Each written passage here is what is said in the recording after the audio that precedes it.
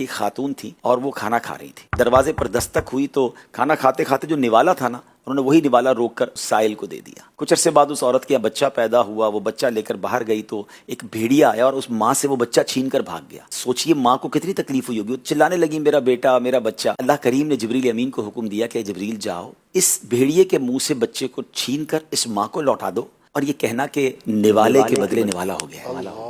آپ ذرا سوچ رہے ہیں بات کو. وہ نوالا منہ کا روک کر اللہ کی راہ میں دیا, اللہ نے بھیڑیے سے اس بچے کو واپس اپنی ماں تک پہنچا دیا.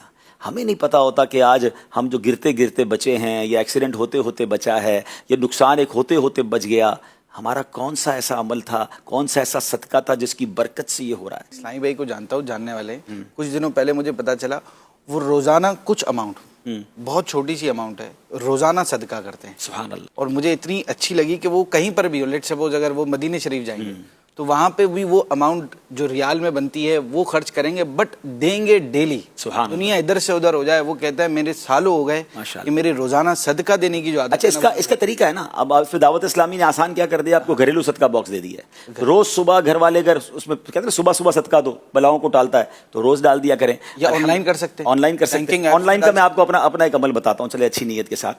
ایک تو پہلے وہ روزانہ صدقے والا کیا سسٹم ہے, ہم بھول جاتے ہیں.